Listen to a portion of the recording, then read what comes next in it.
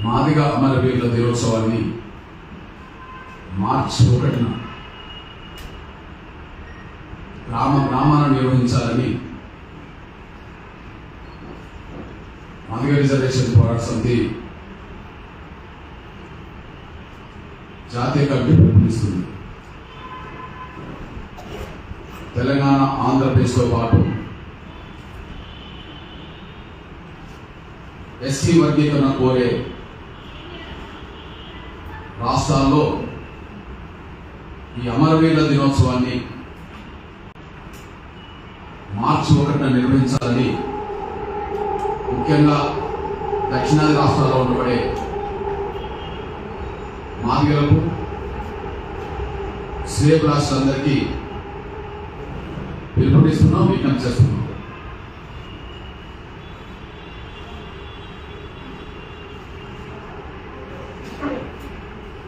మాదిగ అమరవీరుల కుటుంబాలను ఆదుకోవాలని మొన్న 11వ తారీఖు నాడు గౌరవ ముఖ్యమంత్రి గారిని కలిసి విజ్ఞప్తి చేయడం జరిగింది. ముఖ్యంగా తెలంగాణ రాష్ట్రం కోసం అమరులైన అమరుల కుటుంబాలను ఏ విధంగానైతే ఆదుకున్నామో అదేవిధంగా మాదిగ అమరుల కుటుంబాలను కూడా ఆదుకోవాలని చెప్పి గౌరవ ముఖ్యమంత్రి రేవంత్ రెడ్డి గారికి విజ్ఞప్తి చేయడం జరిగింది. లిఖితపూర్వకంగా కూడా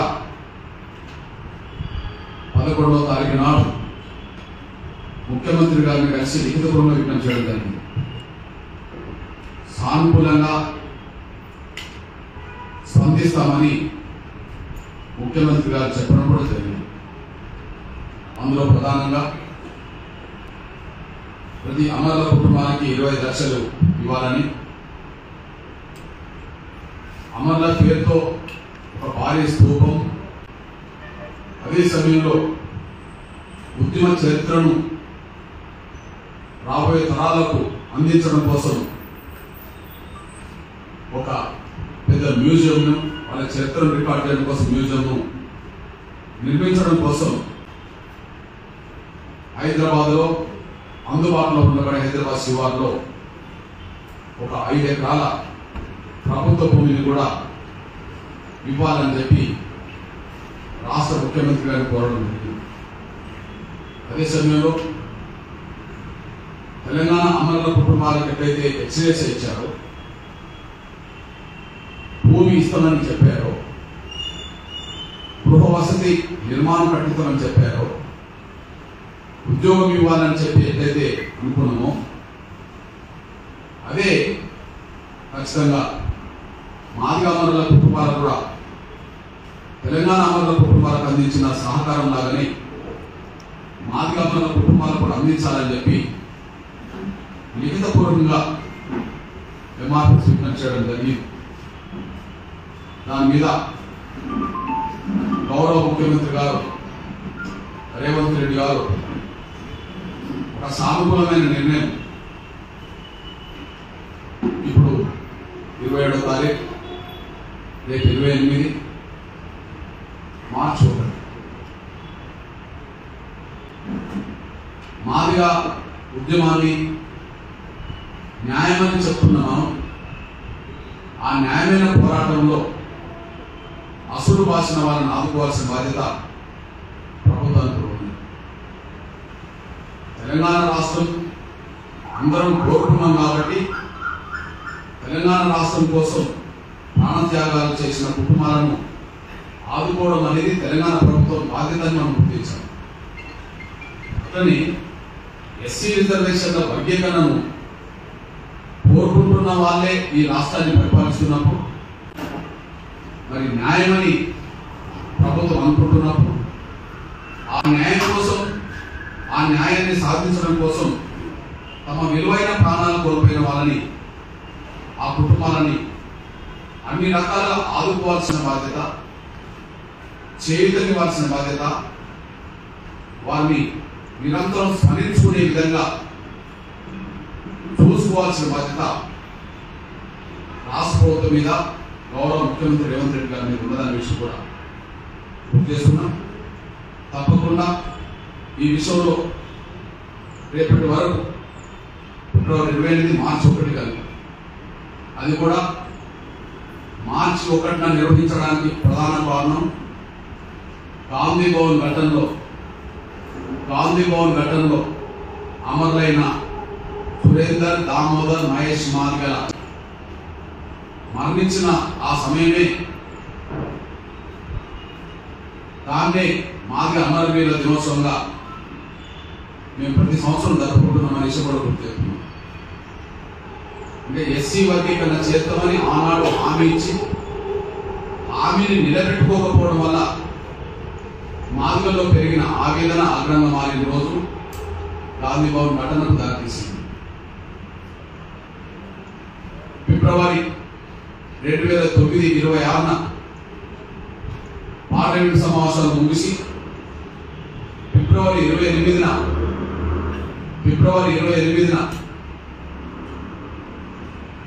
యూపీఏ చైర్పర్సన్ శ్రీమతి సోనియా గాంధీ గారు పరేడ్ గ్రౌండ్ లో బహిరంగ సభకు వచ్చిన సమయంలోనే పరేడ్ గ్రౌండ్ లో ఎంఆర్పిఎస్ నిరసన జరిగింది. అదే రోజు ఎంఆర్పిఎస్ కార్యకర్తలు వాళ్ళ ఆవేదన ఆగ్రహంగా మారడం వల్ల గాంధీ భవన్ ఘటన జరిగింది. ఆ గాంధీ భవన్ ఘటన ఫిబ్రవరి 28 జరిగితే సురేందర్ మరణించింది మార్చి 1. అందువల్లనే కాంగ్రెస్ ఇచ్చిన హామీలు నిలబెట్టుకోవడంలో జరిగిన జాప్యం, నిర్లక్ష్యం వల్లనే ఆ రోజు ఘటన జరిగిందనే విషయం మరొకసారి గుర్తు చేస్తూ, మరి అమరుల కుటుంబాలను ఆదుకోవడానికి సోదరుడు ముఖ్యమంత్రి రేవంత్ రెడ్డి గారు పెద్ద మనసుతో స్పందించాలని మేము గుర్తు చేసి వచ్చాం. ఫిబ్రవరి 11న మేము ముఖ్యమంత్రి గారిని కలిసినప్పుడు మా చర్చల్లో లిఖితపూర్వకంగా కూడా మేము ఇవ్వడం జరిగింది. దానికి సానుకూలంగా స్పందిస్తామని చెప్పడం జరిగింది.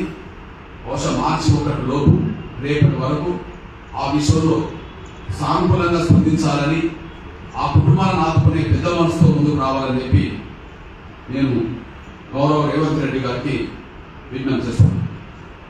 అదే సమయంలో మార్చి 3 నుంచి 10 వరకు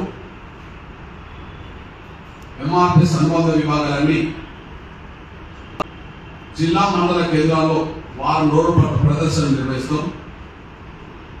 ఆ ప్రదర్శనలో డప్పు కళాకారులు, డప్పు వాయిద్యకారులు దానికి ప్రధానంగా నాయకత్వం వేస్తారు. ఎంఆర్పిఎస్ అన్ని అనుబంధ విభాగాలు అందులో భాగస్వామ్యం అవుతాయి. అందులో ఆ ప్రదర్శనలో డప్పు కళా బృందాలు ప్రధాన భూమిక పోషించాలని విజ్ఞప్తి చేస్తున్నాను. ప్రధానంగా మూడు విషయాలు. ఒకటి, ఎస్సీ రిజర్వేషన్ల వర్గీకరణ మీద గతంలో షమీమ్ అఖ్తర్ గారు ఇచ్చిన నివేదికలో ఉన్న లోపాలను సరిచేసి దళితుల్లో ఉండబడే 59 కులాలకు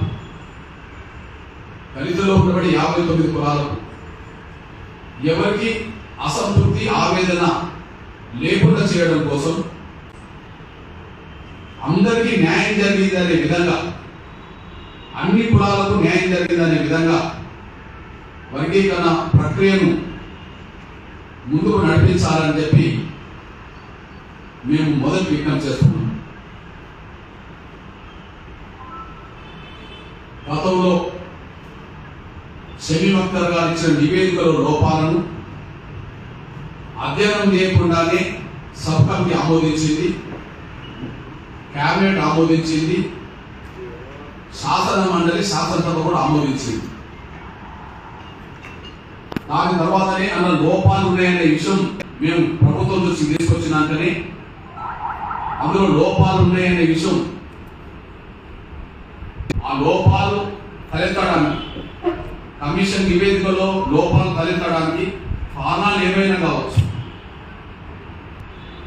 అది ఉద్దేశపూర్వకంగా జరిగిందా లేదంతో సంబంధం లేకుండా ఆ లోపాలు ఉన్నాయనే విషయం మేము దృష్టిలో ప్రభుత్వం నుంచి తీసుకొచ్చాం.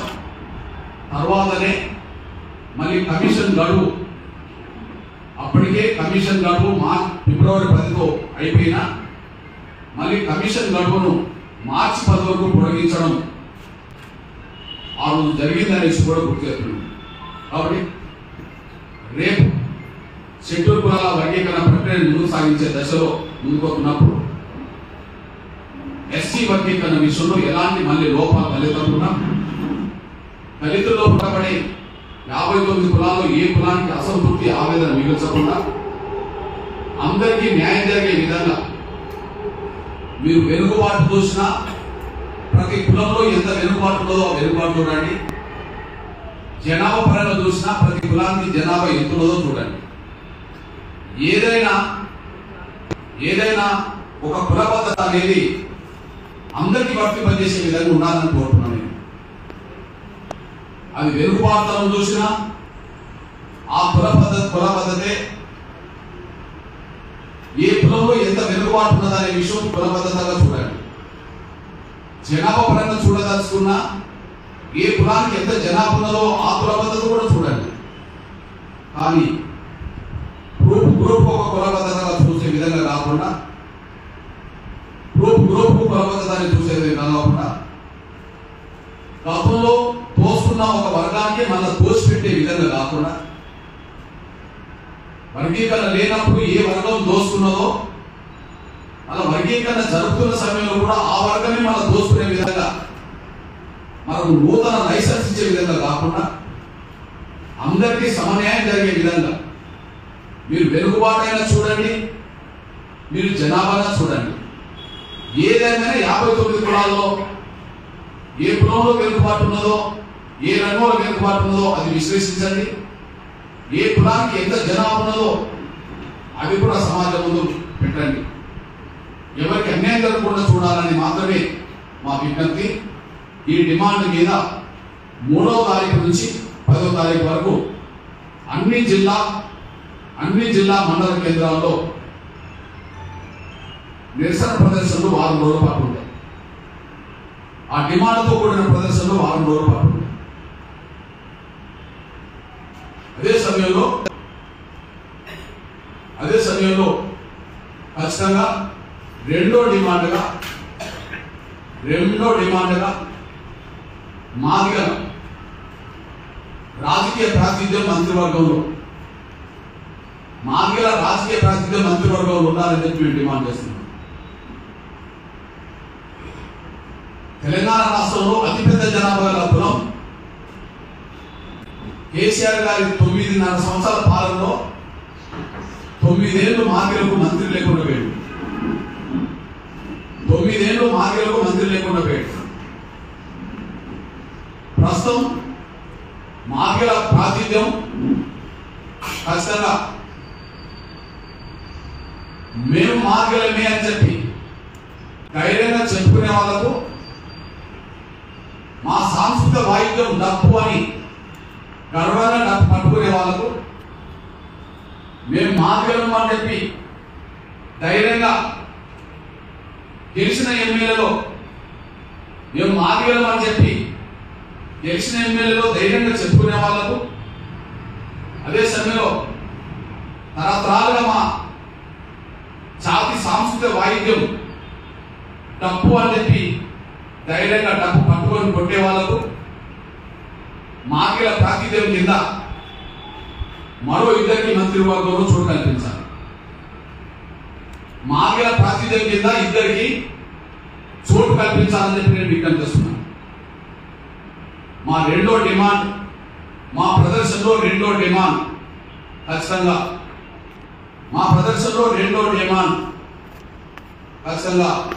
మంత్రివర్గంలో మరో 2 మాదిగలకు ప్రాతినిధ్యం ఉండాలనేది మా రెండో డిమాండ్ కూడా చెప్తున్నాను.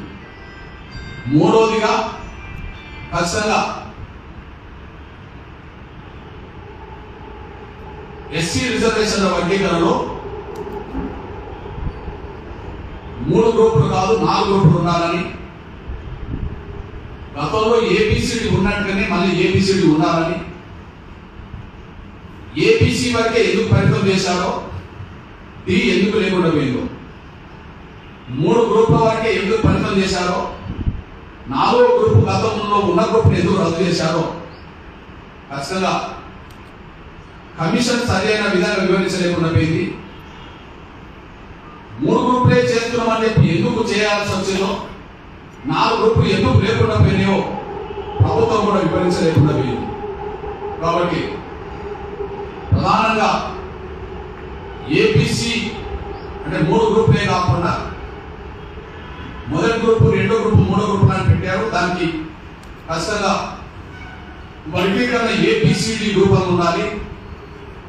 ఆ డి గ్రూపులో ఇప్పటికే బాగా దళితులు 59 కులాలు ఏ వర్గం తమ జనాభా కంటే మించి పొందిందో, ఏ వర్గం తమ జనాభా కంటే విద్యా ఉద్యోగ రంగాల్లో మించి పొందిందో ఆ వర్గాన్ని డి గ్రూపులో చేర్చి, దానికంటే బాగా అభివృద్ధి కులం కంటే అదే గ్రూప్ లో ఉండబడే కులాలను తీసుకొచ్చి, అది నేతకాని కావచ్చు, అది హులియదాసర్ కావచ్చు, అది మాలదాసర్ కావచ్చు, మిత్రాలు కావచ్చు, లేదా మేము బాగా అభివృద్ధి చెందిన మాలతో మేము కలిసి ఉన్నామని చెప్పి భావించే ప్రతి కులాన్ని, మాలతో పోల్చుకుంటే వెనుకబడిన ప్రతి కులాన్ని ఖచ్చితంగా సి గ్రూప్ లో ఉంచే విధంగా చూడాలని చెప్పి మేము విజ్ఞప్తి చేస్తున్నాం.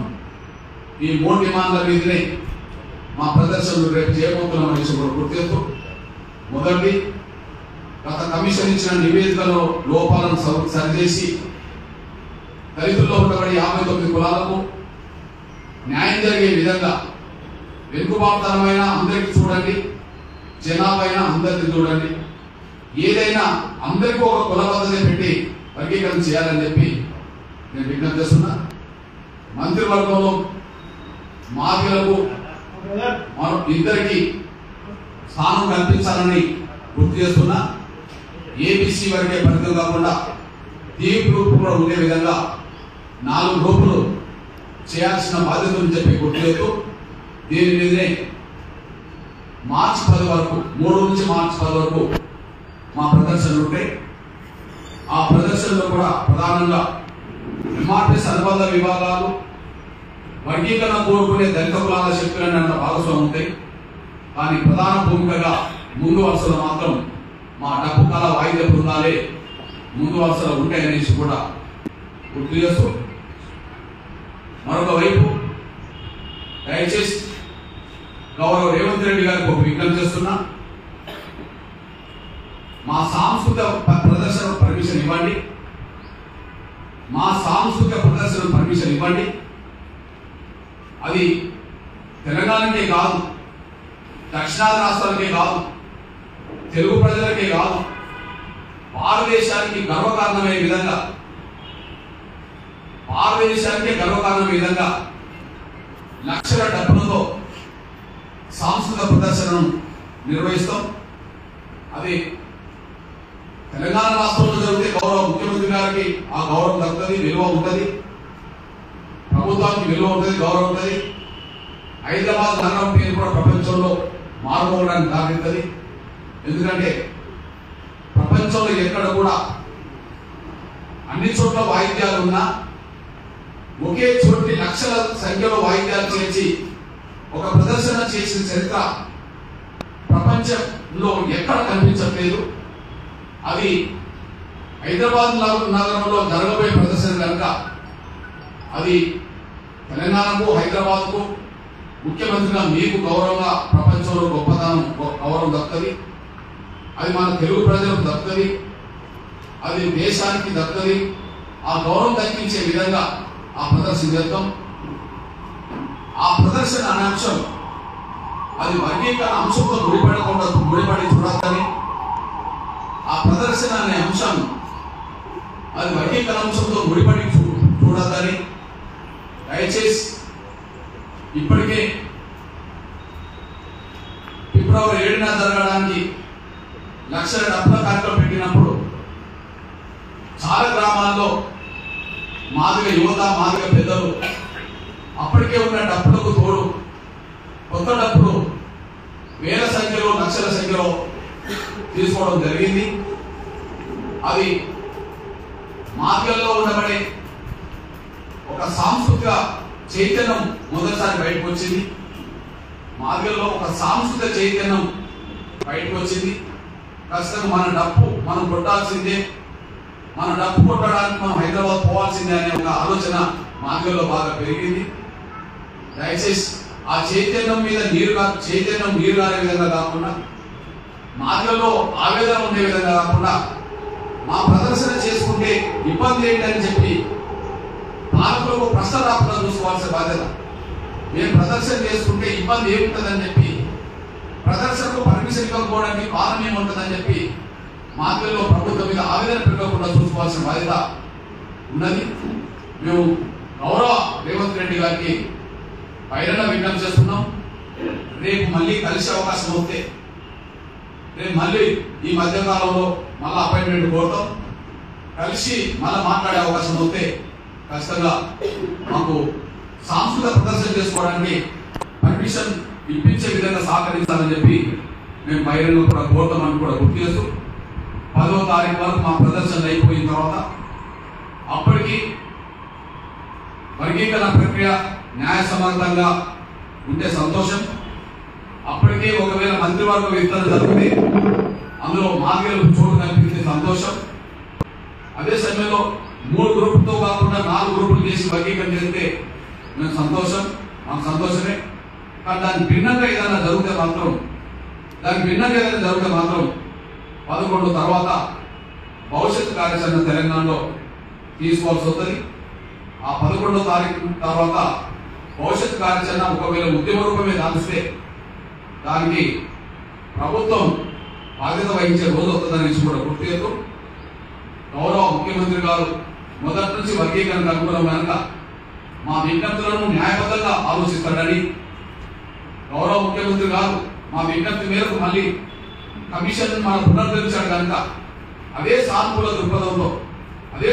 దృక్పథంతో ఖచ్చితంగా ఇప్పుడు మేము ఏ విజ్ఞప్తులు అయితే చేశామో ఆ విజ్ఞప్తులను సానుకూలంగా అర్థం చేసుకొని ప్రభుత్వ పరంగా మాకు సహకారం అందించాల్సిందిగా, తీసుకోవాల్సిన నిర్ణయాలు కూడా మా విజ్ఞప్తులకు అనుగుణంగా పరిశీలించి తీసుకోవాల్సిందిగా నేను విజ్ఞప్తి చేస్తున్నాను, గుర్తు చేస్తున్నాను. ధన్యవాదాలు.